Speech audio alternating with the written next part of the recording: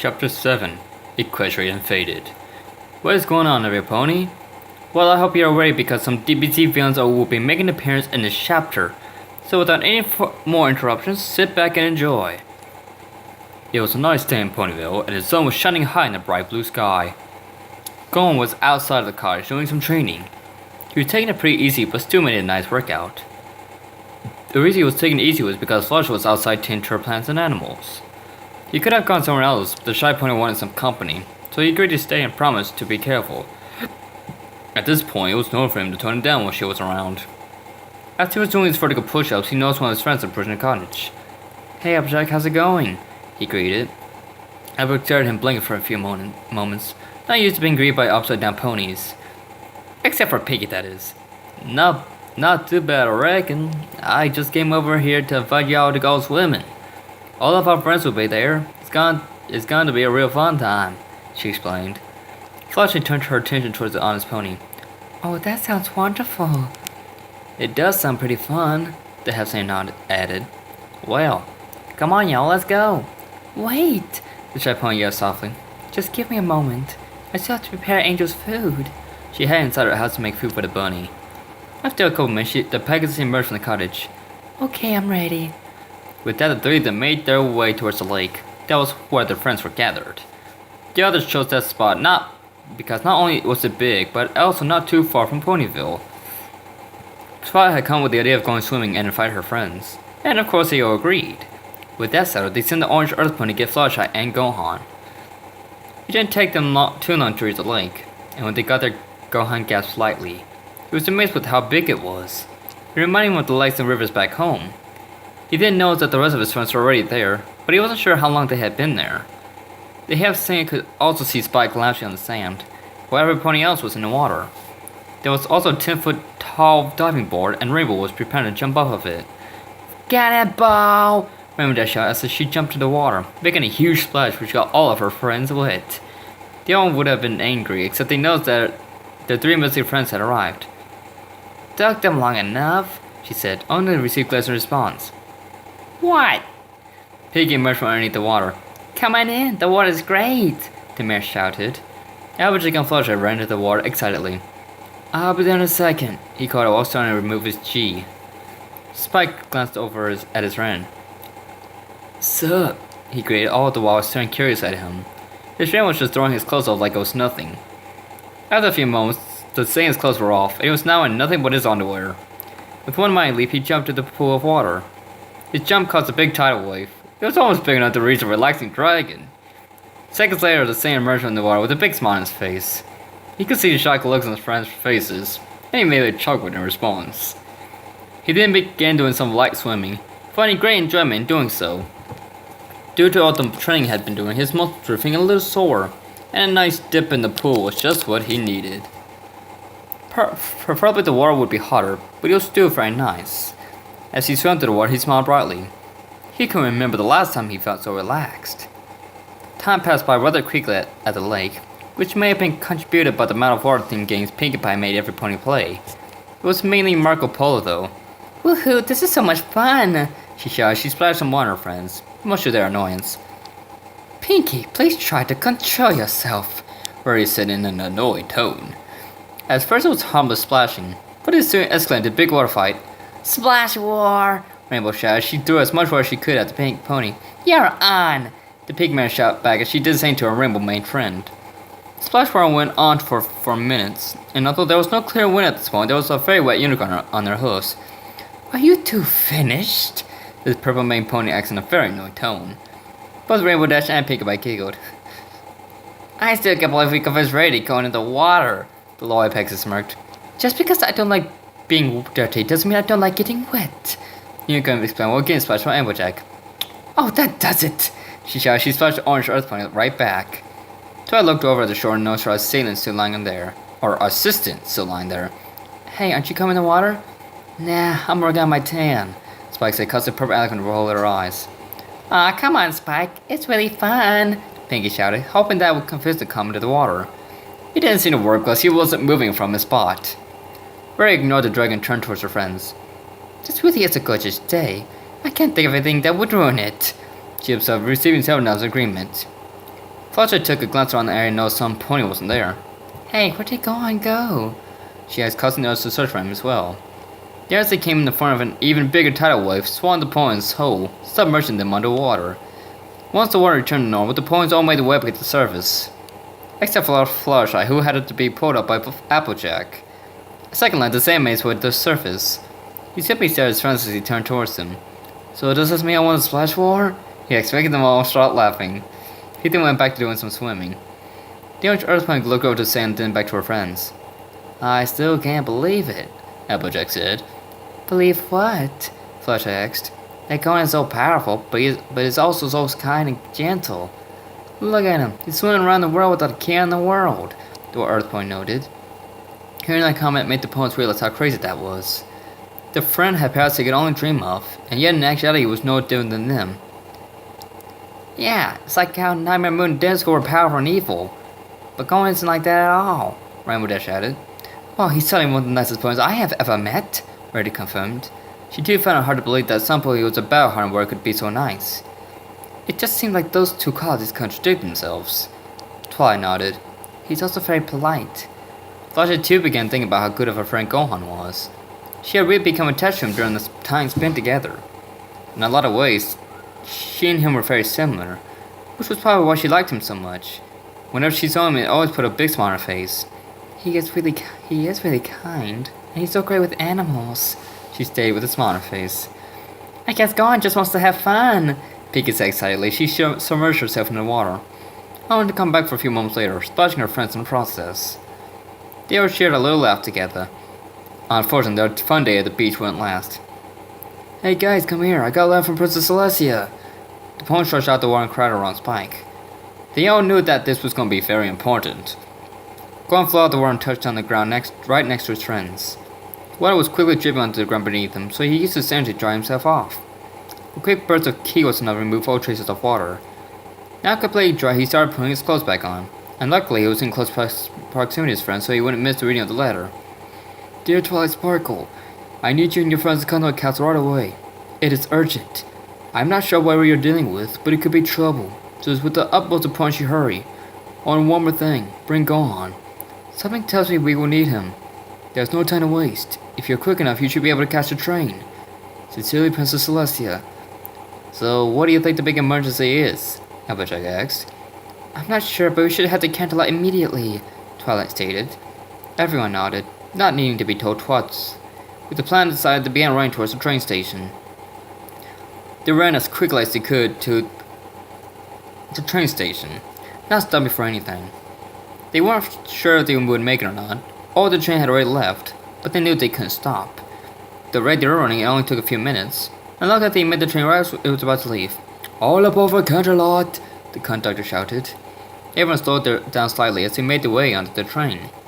Once on the train, they headed to a section of available seats, which wasn't too hard to find as not many ponies were on this vehicle. The train left the station for a few seconds later and was on its way to Canterlot. Most ponies were enjoying the ride, having no cares in the world. Their group of 8, however, weren't as excited. They all had a pretty bad feeling about what awaited them in Canterlot. Even though they had all faced many challenges before, they were still scared. For a good while, no pony said anything, creating a bit of awkwardness between them. Eventually, Fluttershy spoke up. I'm worried. What if Escape Monster attacks us? Or worse, she stated with fear evident in her voice. Yeah, or what if all of Canterlot is on fire? The pink man yelled, receiving several confused glances from every pony on the train. Every pony else on the train stared at her for a few more moments before returning to their business. By now, they learned not to believe every ridiculous claim that Pinkie Pie made. The Saiyan could tell his friends were worried, and he couldn't really blame him. He couldn't really blame them. And truthfully, he himself was a little worried. Yet he didn't let that small bit of uncertainty get to him. If there was one thing he learned over the years, it was to remain calm, even in the face of danger. Don't worry, guys. I'm sure everything will be fine. Well, if you say so, Rarity sighed. I think all might be right, girls. I'm sure whatever the problem is, we can handle it. Twilight was also trying to lift the spirits of her friends. Unfortunately, her words didn't have any kind of effect. In fact, the only point we've seen fine was the Saiyan. He appeared to be meditating, as if he was trying to mentally prepare himself for whatever was happening. The other corner couldn't help but smile lightly. With Gohan taking this seriously, they just might have a chance. Slowly but surely, the train chugged along. bringing their heroes closer to their fate. Each pony did their best to remain calm and banish any negative thoughts from their minds, but it was easier said than done. Perhaps if they knew exactly what they were dealing with, then they would have been more at ease, and at least then they could prepare for it. Instead, they were going up against the unknown, something they hadn't really done before. After what seemed like forever, the train arrived in Canterlot, and once the train finally stopped, 8 heroes exited the transport. The ponies, Spike, and Gohan then made their way towards the castle. Once again, they ran past every pony as to not be late. Their constant sprinting cut the attention of everyone in the city, but nobody paid them any mind. One pony thought they recognized the creature in orange, but couldn't remember where they had seen him, so he merely shrugged and returned to his salad. As soon as the group reached the castle, they ran up the stairs. Once they reached, they were greeted by 2 guards. "Ah, Princess Twilight, Princess Celestia is expecting you," the guards saluted before opening the door. "Wait, you're a princess?" the young saint questioned. He received nods from his friends. "Gosh, I'm sorry. I probably should have bowed to him when we first met." They all laughed a little, enjoying the nice moment of peace before having to get serious. They then entered the castle.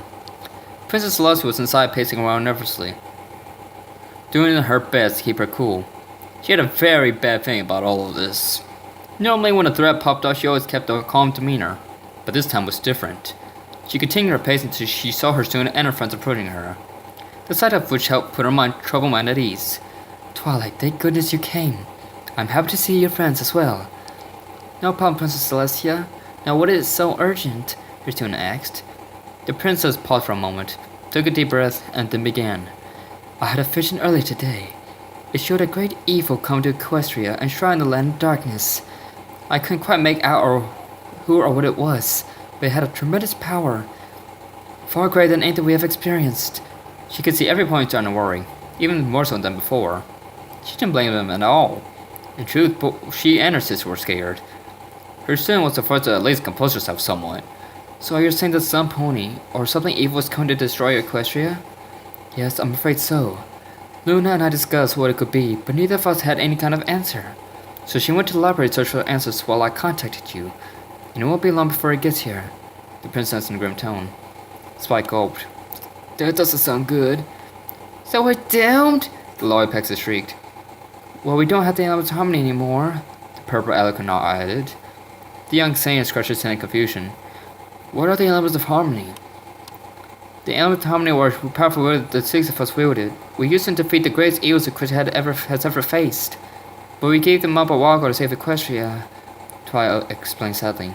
"If only we could open that chest." Upon hearing that, Gohan began to wonder exactly how powerful the elements really were. Given the fact that no point in his planet had a high power level, he also assumed that Venus didn't have high powers either.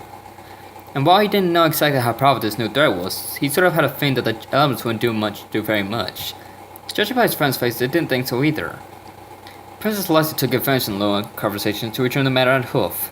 "Don't worry, we aren't doomed, Rainbow Dash. We still have a chance." Every pony stared at her with confusion. They didn't know what she was talking about, even though it should have been obvious to them. It was most likely their fear that it was clear in their minds. "Ow, without elements, we're useless," Flush lamented. It was obvious to her from the start that she wouldn't be much help. But then again, her friends could also only do so much without the elements. Celeste took several steps toward the ponies. "It's true we don't have the elements, but we have the next best thing. Gohan." The reaction she received from her instructors were shocking to say the least. A brief pause washed over the room. After a few quiet moments, Flush spoke up. "We know Gohan's powerful, but do you really think he can protect us? He's only a child. He could be killed," Sandpex added. "I know he is only a child, but he possesses a power far greater than we could hope to understand," the president reminded. Despite that fact, there was still a feeling of doubt among the ponies. "It still doesn't seem safe," Pinky protested. The princess kindly ignored their concerns and walked up the house saying, "Gohan, you defend your planet from a great evil. We need you to do the same for ours. Will you rise to the occasion and defend us?" she asked in a serious tone. Without hesitation, he nodded.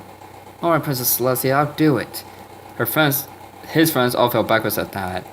It wasn't that they didn't believe in him, it's just that they were concerned for his safety. If he got hurt, or died, they would never be able to forgive themselves. And even if they wanted to talk him out of it, they knew there was no stopping him. Stopping him. So all they could do was pray for his safety. For the next hour, they all just waited for whatever was going to come, although the wait was hard to bear. Gohan was meditating, trying to mentally prepare himself, while the others were just talking. He didn't find it hard to concentrate at all. In fact, it only took him a few moments to enter a meditative state. In order to fight at his best, he needed to have a clear mind, a fact he was all too familiar with. And while he may have been confident, there was a small part of him that was nervous.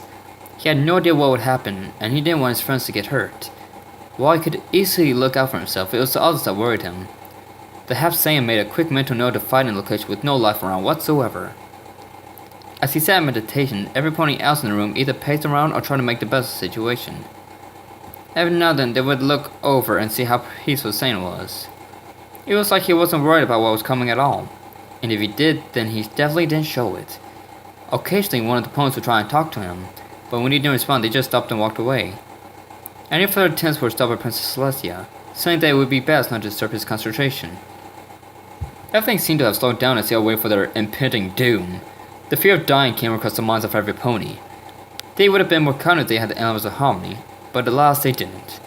All of their hopes were now on Gohan, and luckily that wasn't such a bad thing. Suddenly Gohan's eyes shot open, and he instantly stood up. He could feel several power levels heading their way, and they were strong. Very strong. Not a moment later, a green energy sphere crashed to the ceiling, creating a huge hole. Luckily he was able to enter inside before it could hit anything or anyone.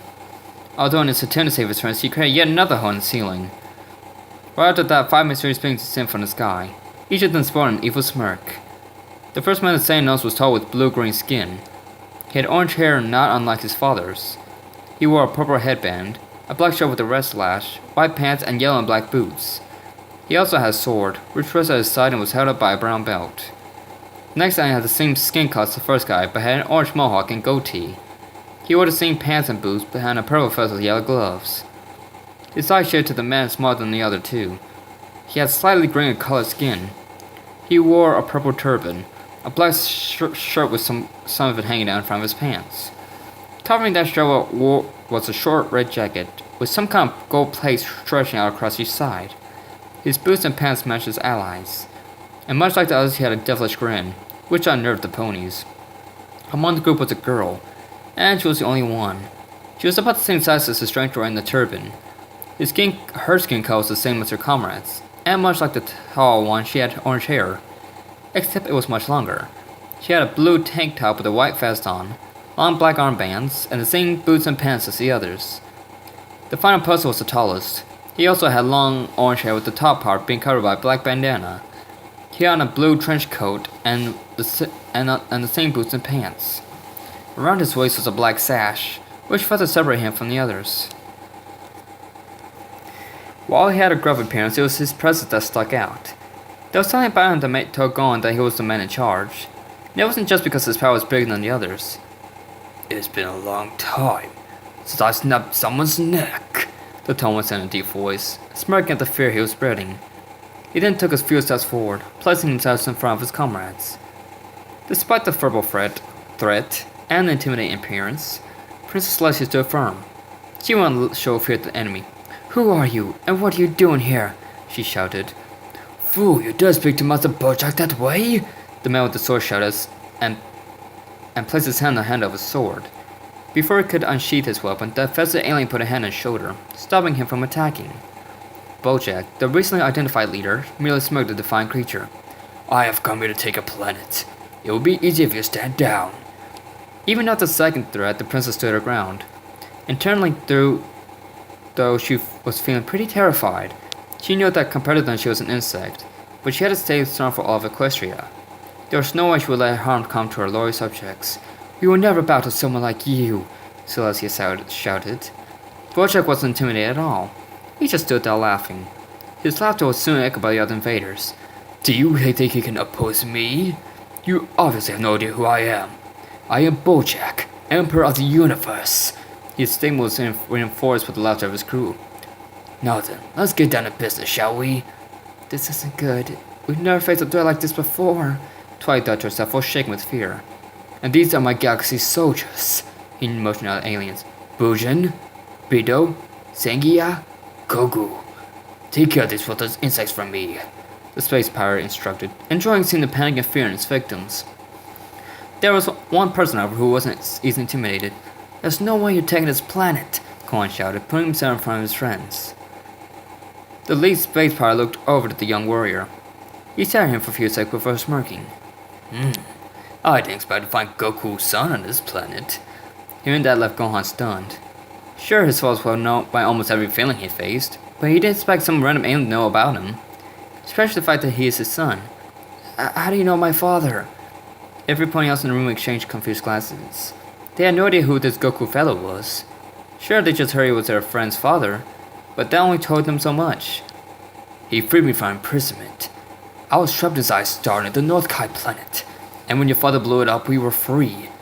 Once we were out that prison, we traveled around the universe looking for planets to conquer, and this was among the first planets we came across. Now, are you going to step down, or do we have to make you? The lead pirate asked, cracking his knuckles. Gohan was still caught off guard with the whole thing, but he needed to keep his resolve. The half-saint looked at each of the pirates. He was trying to sum up his chances. He thought that victory was possible as long as he focused and fought hard. It was 5 against 1, but that wouldn't stop him. Guys, I want you to stay here. I'll try to draw the battle away from Count-a-Lot, he told them in a serious tone. Gohan, you can't expect to fight all 5 of those guys at once. It ain't fair, the orange Earth Pony noted. Gyaos nodded. She's right. I know an unfair fight when I see one, the Purple Mare added. I have to. These guys are incredibly strong. It's the only way. Fletcher started to cry, and she looked at him with puppy dog eyes. Please don't go. Don't worry, Fluttershy. I can take care of myself. Before anybody else could try to talk him out of it, a strange noise inside their eardrums. The strange noise was followed up by the castle starting to rumble. And then came the wind, which became even more intense as seconds passed. They all stared with wide eyes as their friend was being engulfed by a golden flame. Moments later, his hair changed to gold, and although they couldn't see it, his eyes were now teal. Every pony, with the exception of Fluttershy, stared on with even wider eyes. It appeared as though he set himself on fire. The Super Saiyan stood there for a few seconds, his hair flowing as if there was a breeze. He wasn't sure how this was going to go down, but at this point it was now or never. Let's go! Gohan flew up into the air, and the group known as the Galaxy's soldiers followed him. As he flew, he counted himself lucky that he became the primary target of the Space Invaders. Well, lucky was a strong word. He then shook his head lightly. Now wasn't time for any negative thoughts. The battle for Equestria was about to begin, and only one would come out on top. And he was going to do everything in his power to ensure that it was him. The ponies stood in silence for several moments, still in shock about all of this. First, aliens were invading the planet, which was incredibly scary. The Gohan started glowing gold. It was quite a lot for them to take in. They had a lot of questions, and there was one that collectively came to their minds first. What was going on with Gohan's hair? How could I have changed from black to gold like that? Rarity asked. He transformed into a Super Saiyan. It increases his powers and abilities greatly. He transformed when he recovering the Alicorn amulet, Twilight explained. Princess Lassie had no idea that he could transform like that. It was incredible. Gohan's power was already great, but the moment he transformed, she could feel it skyrocket. It made her feel even weaker by comparison. She didn't push those thoughts out of her mind. Well, let's hope it'll be enough to stop those monsters, she stated. So what do we do now? Just stand here and do nothing? Pegasus Pony asked in an annoyed tone. Well, we won't be doing nothing. Celestia's horn started glowing, and a few moments later, a crystal ball appeared on the ground. She noticed her subject looking at her with confusion, so she took it upon herself to explain. This crystal ball will show the upcoming fight, so we'll be able to keep an eye on things. Every point nodded together around the orb. I suppose more suppose just as it's actually being there, the blue mare stated. Well, at least it should be an interesting fight. The dragon received several unamused looks. What? Pigpie reached over to her left and grabbed some popcorn and soda from out of nowhere. You can't watch a fight without refreshments. She also received her fair share of unamused looks, but she just shrugged it off. The princess uncleared her throat. Remember, we're only going to be watching the battle. However, if it looks like Gohan's in trouble, we can help him. But for now, all we can do is wait and hope, Celestia told them, leaving no room for argument. The fate of Equestria was in Gohan's hands. It was all up to him now. I hope you enjoyed the chapter and sorry there's no fight in this one. This was basically introducing the villains and setting up for the battle. The next chapter will have action in it, I pinky promise. And we all know what happens when you break one of those. I chose Bojack and his crew because it just made sense. They are space pirates after all, and they do take planets. How did they know Gohan was Goku's son? they knew in the movie. I changed how they wrote to Equestria. It makes more sense to me that they could breathe in space.